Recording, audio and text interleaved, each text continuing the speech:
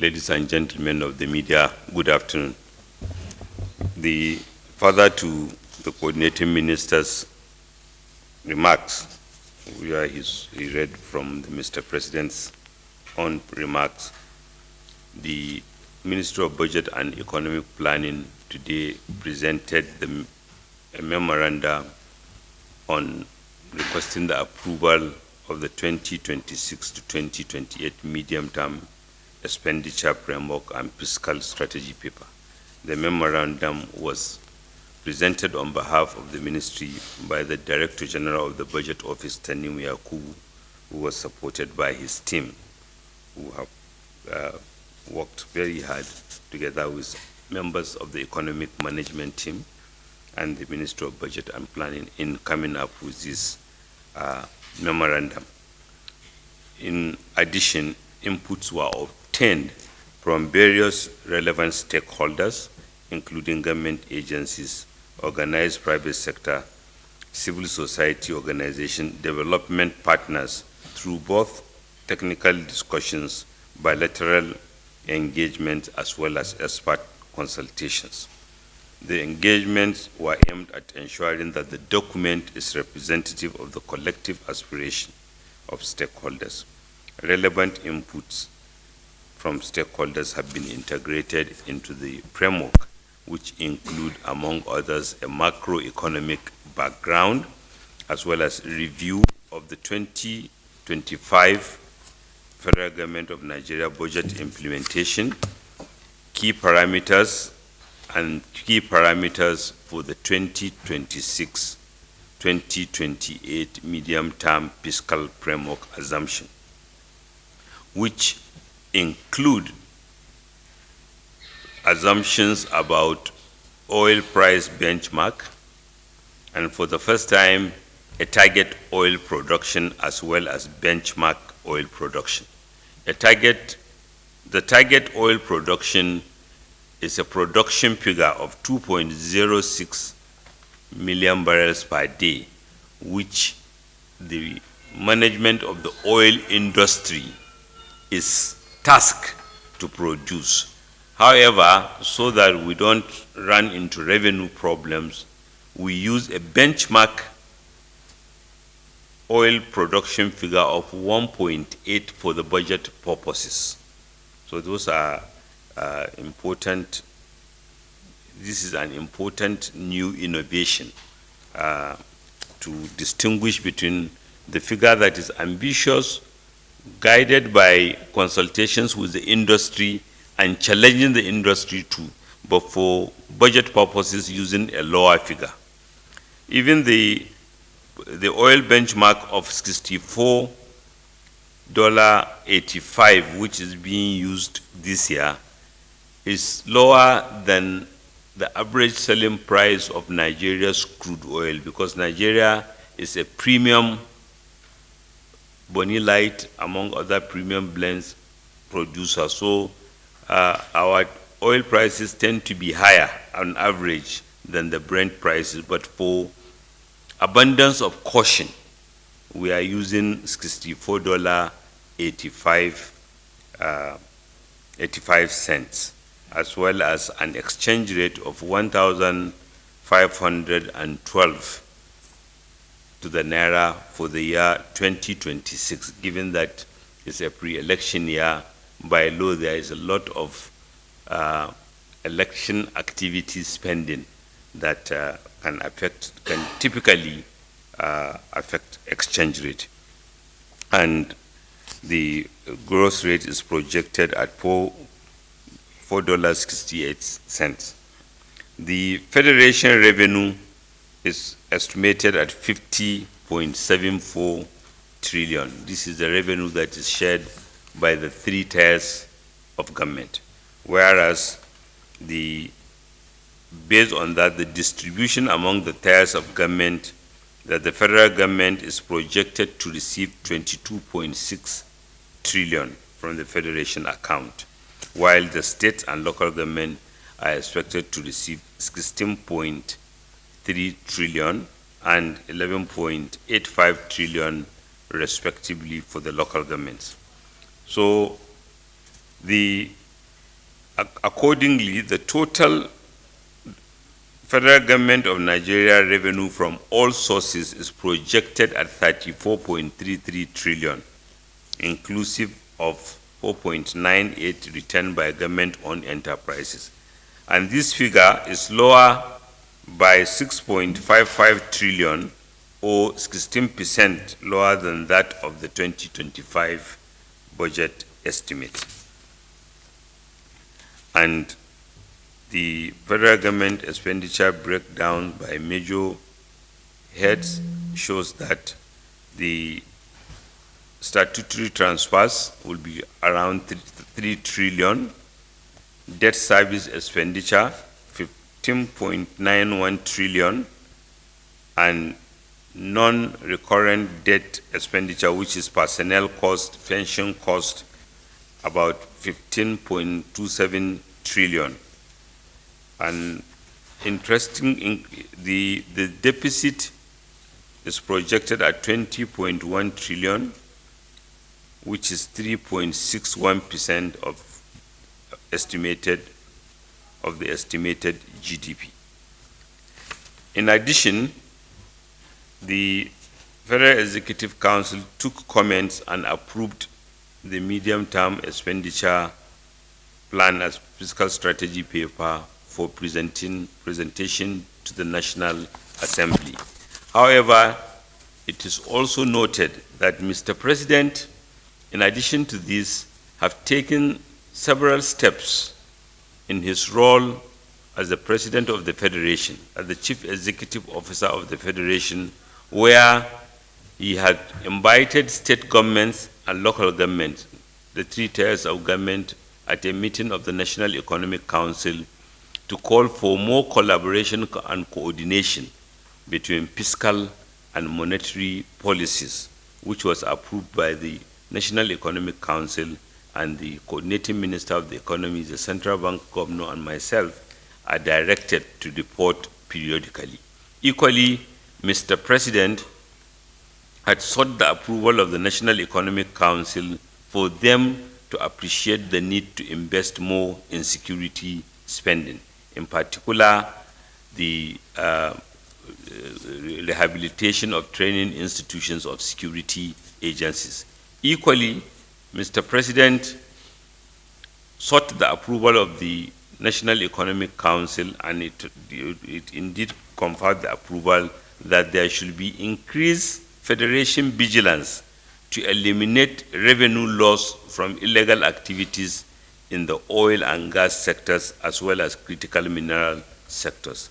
Furthermore, Mr. President emphasized and sought the approval of the National Economic Council that critical minimum transformational investment is required for infrastructure, and therefore renewed hope infrastructure funding from both the federal government and constituents of the Federation should continue, as well as measures to boost domestic production and diligent implementation of the Renewed Hope World Development Program. Mr. President believes that having stabilized the macroeconomy, we need to ensure that we sustain the reforms. And when all these measures are taken and implemented in conjunction with the medium-term expenditure framework as well as fiscal strategy program, they will generate higher levels of economic growth. Thank you. With the National Assembly, because we don't want to preempt their permission, or we don't want to take their permission for granted. The protocol of presentation of a budget is that once it is ready, it is submitted to Mr. President, approved by Federal Executive Council, and Mr. President, as an ardent believer in institutions, have always respected the National Assembly telling him when they are ready to do so. But if in terms of, maybe Farouk's question would have been better, is how soon can it be ready? I think having the medium-term expenditure approved, which again is going to the National Assembly, and we are hoping there will be quick around time, but we now have a guide plus other measures that were taken today by the Federal Executive Council, because President was very clear on the prioritization and the role of the economic management team, in particular the coordinating minister of the economy. So that that is giving us the platform to conclude the 2026 budget. Equally, in the presentation of the MTEF, it was acknowledged that a significant portion of the capital expenditure in 2025 will be rolled over to 2026. So ministries, if it has been approved, if it is approved by the National Assembly, ministries will use that. And that relates to the other, the second question, or even the other questions. Mismatch between revenue and expenditure is a fact of life in any budget system, whether at company level or national level. And the coordinating minister, especially in his role as Minister of Finance, is dealing with that challenge daily. He's dealing with a world in which interest rates are changing. Interest rate changes will determine how much debt service will change, even before be different from what was approved or what was indicated.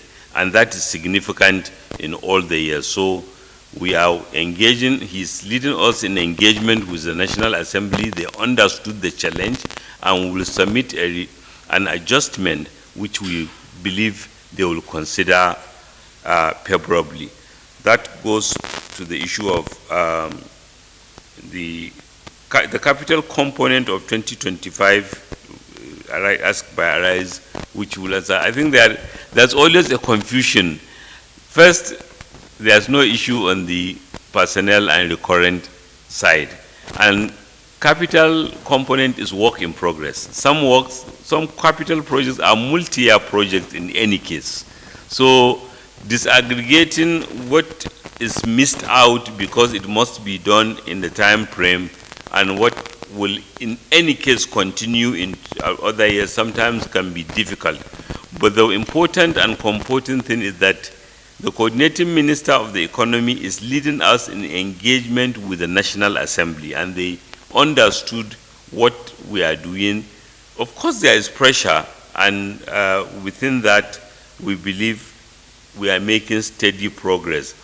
Capital commitment, particularly on Mr. President priorities, renewed hope, infrastructure funds, is going on well, and it's amazing how we are able to meet all debt service obligations even at a heightened interest rate and heightened levels. Why is 16% lower revenue? Why? We are using lower oil prices. Last year we used $75 as oil revenue price. And then last year we used with a benchmark production of 2.06 million. This year we are using 1.84. As for the price, we are using 64.85, unlike last year's 75. Thank you. Gentlemen, at today's Federal Executive Council meeting, as we have just heard, the main agenda was the medium-term economic framework and the fiscal strategy paper from the Ministry of Budget and Economic Planning and, of course, the Budget Office. But let me, so we do not miss it, mention that there were two other important smaller items, no less important, but smaller items that we dealt with. One was the approval by the Federal Executive Council of $100 million African Development Bank loan under a program called the Youth Investment Fund. That investment fund program is to fund young people between the age of 18, or young entrepreneurs between the age of 18 and 35 in the small and medium scale micro enterprises across a range of funding. There is equity, there is debt, there is grants, there is support of various kinds under that AFDB program, and we all know what that means in terms of being able to support and help and assist and encourage young entrepreneurs at the lower levels, at the, as I said, MSME level. Secondly, there was approval for an Islamic Development Bank support for Yobe State, and it's an integrated ADP, an integrated agricultural development project. And in both cases, these are multilateral development partners. Their funding is concessional. It is relatively affordable and long-term. Well, the main topic of the day, of course, was the presentation in line with the in line with the Fiscal Responsibility Act, really, I would say, the presentation of the 2026 to 2028 medium-term expenditure framework. And Mr. President, as a preface for that discussion, expressed appreciation for the unwavering dedication to his renewed hope agenda by the members of the Federal Executive Council. And he pointed out how it does remain the driving force behind his commitment to developing and putting in place and a reformed economy driven by rapid, sustained, inclusive, and job-rich growth, and thereby making Nigeria competitive globally. Of course, he pointed out that in recent data, the most up-to-date data, even the third quarter data released for 2025 by the National Bureau of Statistics, continued to emphasize and show that the reforms were taking root. The economy was showing continued resilience and, in fact, momentum. You are well aware growth was still at 3.89% above that of the similar period for last year, with agriculture industry growing quite rapidly, inflation easing, and as you know, he pointed out, though, that whilst these gains are encouraging, it is still below his target, because his target is 7% per annum growth, more than double population growth, in order to lift millions of Nigerians out of poverty. So that was his basic review of where we are. And what he emphasized next was that expenditure had to be